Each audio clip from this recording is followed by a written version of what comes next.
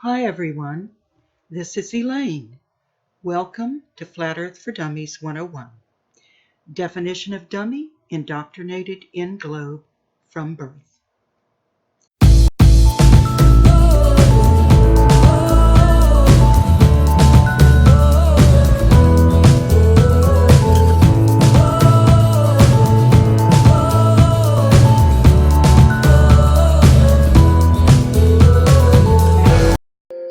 A spinning globe is only true in fairy tales. Only the truth will set you free. The lies were out to get me, to feast upon my brain. Freemasonic wormholes were to blame. Then I saw the way. Now I'm a flat earther. There is no curve, no globe in my mind. The earth is flat. We're the believers, don't eat the deceivers, those who lie. I thought the globe was more or less a given thing. The more I saw, the more was fake. Was the moon a junkyard, the ISS a sham? When I wanted answers, I got spam. Then I saw the way. Now I'm a flat earther. There is no curve, no globe in my mind.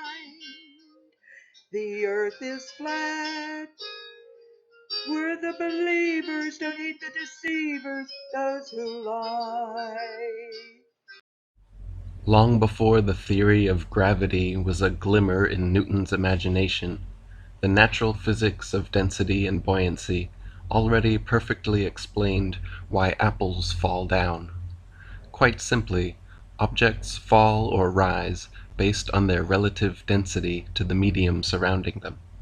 Apples fall because they are denser than the air, while helium balloons rise because they are lighter.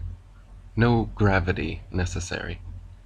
This is why raindrops fall down through the air, and air bubbles rise up through water.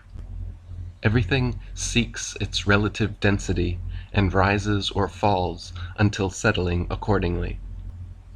If Newton's apple had landed in a puddle instead of on his head, he would have seen the apple only fell through the air because it was denser than the air, but then floated on top of the water because it was less dense than water. Submarines float on the surface when their ballast tanks are filled with air, but when the vents are opened and seawater floods in, they begin to sink as the submarine's density becomes greater than water.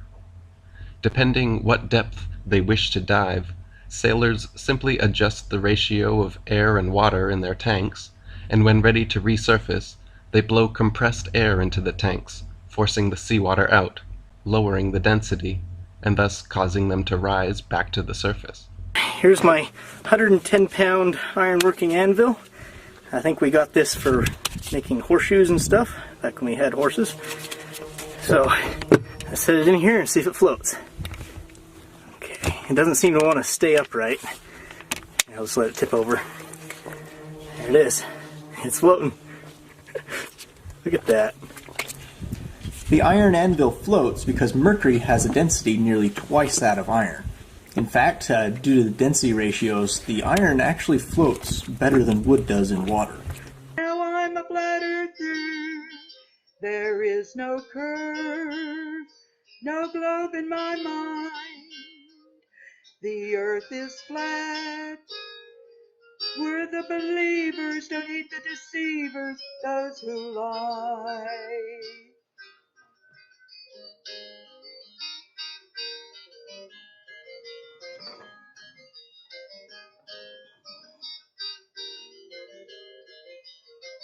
So, tonight, my guest is a gentleman who, for the sake of anonymity, we're going to call him Zach.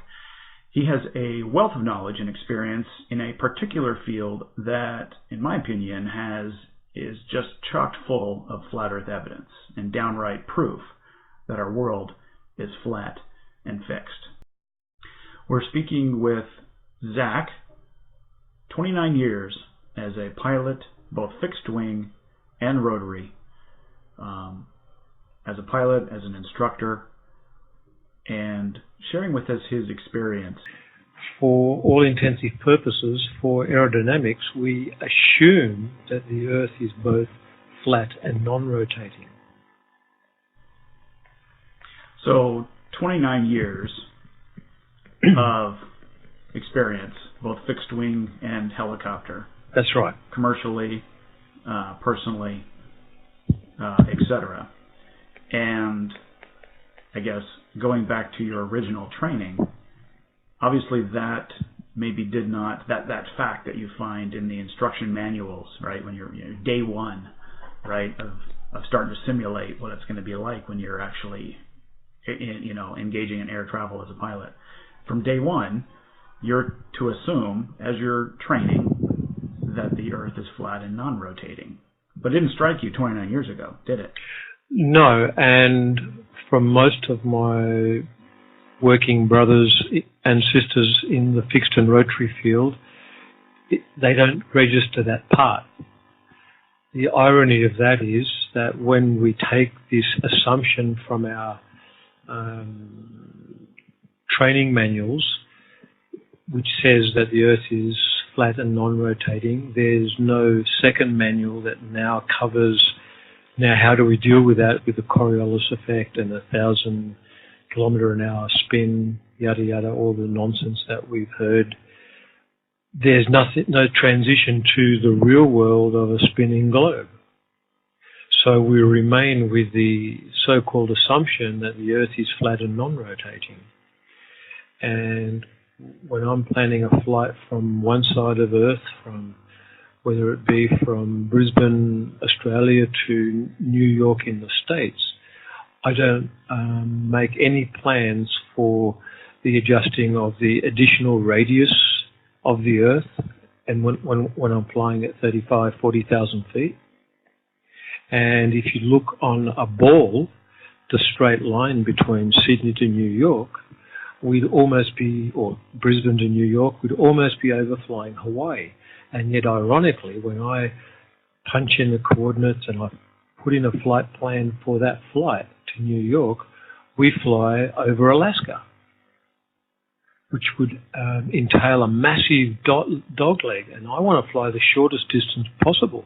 I've done many flights between Sydney and Perth back to Sydney, and it's approximately a 3,000 kilometre distance.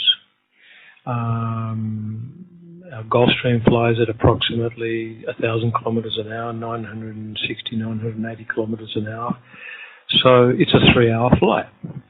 Now, if you were to calculate in the 8 inches per square mile that we're supposed to be having, it would roughly add around 900 kilometres to that sector.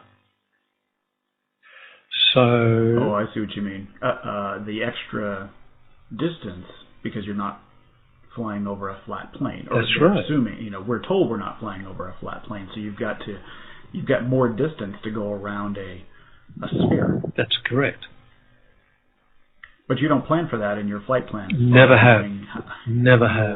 And the amount of fuel that you need, even adjusting for going into the wind or with the wind, and so those sort of things, which obviously are going to affect your fuel consumption or your mileage, right? Absolutely. And we have the jet streams, so that flying in one direction is always slower than another direction, because the jet streams are pretty much the same speed and direction throughout the year. The speed changes somewhat. The jet streams come down and increase in certain parts of the year. However, they're always going at the same speed. In the same direction. So it's always slower to fly from east to west than it is from west to east. Nothing to do with the Coriolis effect. That's just the ground speed related to the prevailing winds. But the higher you would fly, you are adding additional radius to a ball if you were flying around a ball. and our Gulfstream only flies at around 1,000 kilometres an hour, so we can't fly fast enough to cover that distance in 3 hours. So how do we cover that extra distance? There isn't extra distance because there isn't extra radius. It's flat. And all the instruments on board both a helicopter and an aeroplane, the artificial horizon, which keeps us upright, straight and level, and helps us conduct a coordinated turn, can only work on a stationary flat plane. I mean, I've been flying around at 45, 48,000 feet, and as far as I can see, the Earth is flat. The horizon is flat. There is zero curvature visible. The artificial horizon does not have to be reset or caged every few minutes as we're flying around a curve. I'm not pointing the nose of the aircraft, or the autopilot is not following the curvature. We level out at our assigned altitude, 36,000, 38,000 feet, and we stay perfectly level for 3 hours, 6 hours, whatever the flight leg is. When you were flying over Alaska one time that you were like, this is weird? Why are we flying over Alaska? Is that when it dawned on you? Ironically, no. About 5 years ago, a very senior captain flying for Swiss Air said to me, "You've looked outside the cockpit window. Have you seen any curvature? When did your last flight plan for curvature?" And I said, "No, it can't be."